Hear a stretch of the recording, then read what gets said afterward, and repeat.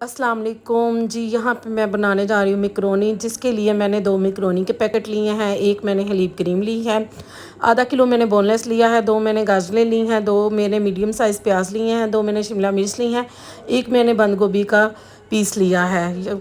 एक पैन में मैंने पानी डाल के उसमें मैंने 1 चम्मच नमक का, 1 चम्मच ऑयल का डाल के उसको मैंने बॉईल करके उसमें मैंने मैकरोनी को बॉईल कर लिया है। उसके बाद मैंने मैकरोनी को एक दफ़ा ठंडे पानी से निकाल लिया है। दूसरी जगह मैंने ये देखे पैन में थोड़ा सा ऑयल लेके उसमें मैंने बोनलेस को फ्राई कर लिया है। अब उसी ऑयल में मैंने 1 चम्मच ज़ीरे को थोड़ा सा कड़कड़ा लिया है।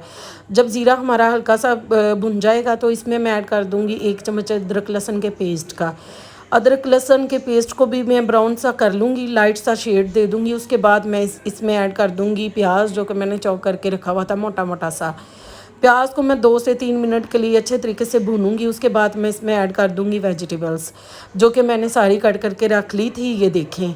और इसमें मैंने टमाटर भी ऐड किए हैं, उनके मैंने बीज निकाल के उनको मैंने मोटे मोटे क्यूब्स के शक्ल में काट लिया है। 2 से 3 मिनट के लिए मैं वेजिटेबल्स को भी भूनूंगी।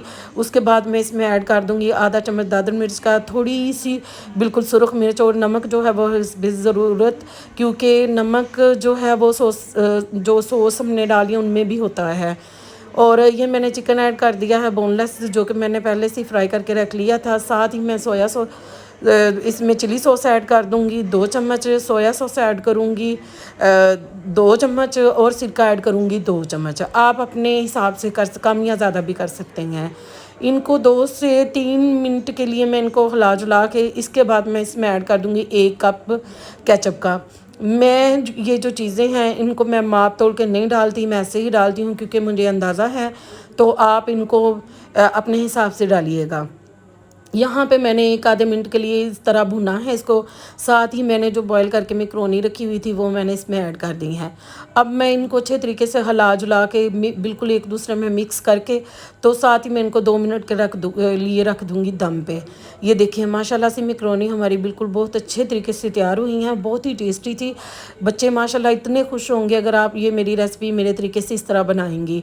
ये देखें यहाँ पे मैंने डिश आउट कर दी हैं। ऊपर मैंने गार्निश के लिए क्रीम का इस्तेमाल किया है और साथ ही केचप का इस्तेमाल किया है।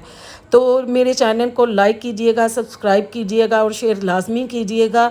मेरी ये रेसिपी ज़रूर ट्राई कीजिएगा अपने बच्चों के साथ, अपनी फैमिली के साथ, ख़ुद भी खाइएगा, उनको भी बना के खिलाइएगा। और